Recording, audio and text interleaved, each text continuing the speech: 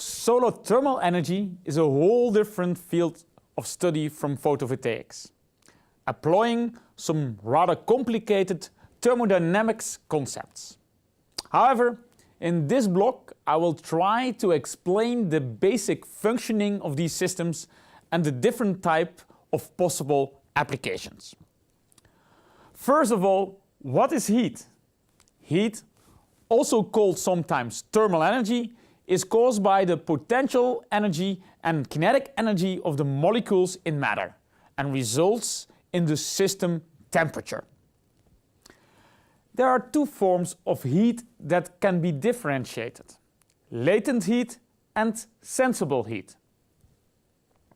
Sensible heat is the one that results in changes in temperature and can be defined as the product of the specific heat capacity of the material, Cp, the mass of the sample, m, and the temperature difference. On the other hand, the latent heat is the one that, without change in temperature, is able to make the material change its phase. In other words, it is the energy needed to go from solid to liquid or from liquid to gas. It can be calculated simply by multiplying the mass of the substance by the latent heat lambda. When the phase change happens, the extra heat provided will result in a further increase in the sensible heat. But notice that the specific heat capacity changes when the substance changes phase. This is evident from the two different slopes that the substance exhibits in the temperature heat graph in the two phases. Now that we know what heat is, I will explain the three basic mechanisms of heat transport: conduction, convection, and radiation. Conduction is the transfer of heat in a medium due to a temperature gradient. So let's imagine a house with a heating system during winter. The inside of the house is warm, but the outside is cold. Then a gradient between the inside and the outside is established, and therefore there will be conduction of heat through the house walls.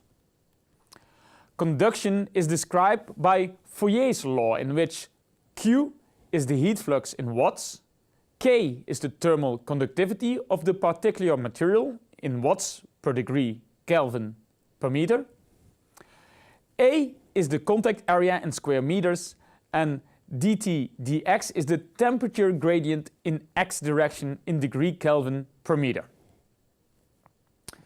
Convection is the second possible mechanism for heat transfer. Convection is the transfer of heat by the movement of a fluid. When a moving fluid is hot, it will transport that heat with its mass.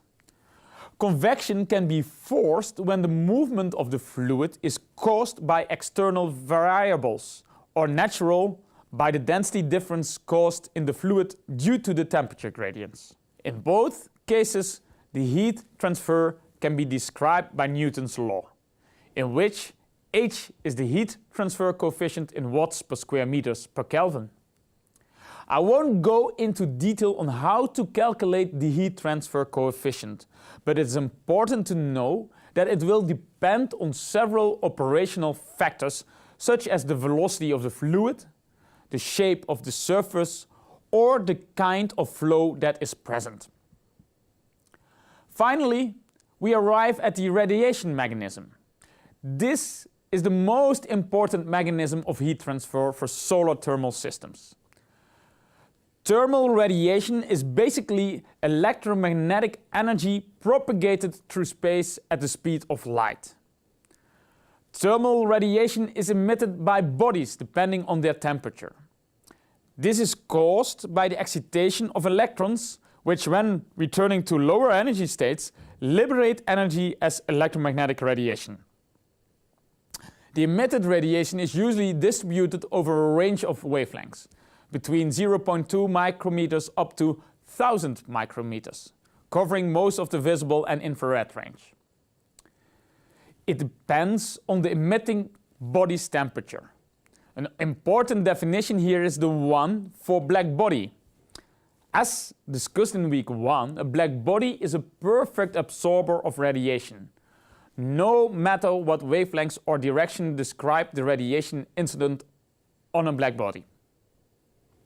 A black body is also a perfect emitter of thermal radiation. In fact, if a body is a perfect emitter, it must also be a perfect absorber. Planck's law describes the electromagnetic radiation at a certain temperature in any medium as a function of wavelength, as shown in this graph.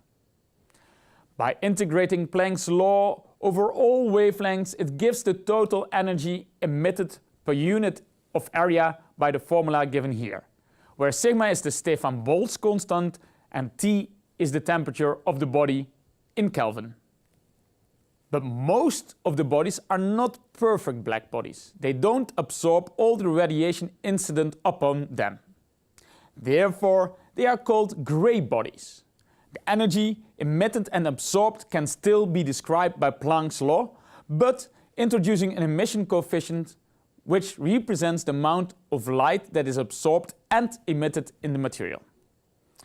An emission coefficient of 1 will be the one for a black body. Now that we understand the basic principles of heat transfer, I will explain how to apply them for heating systems or power production in the next blocks. See you in the next block.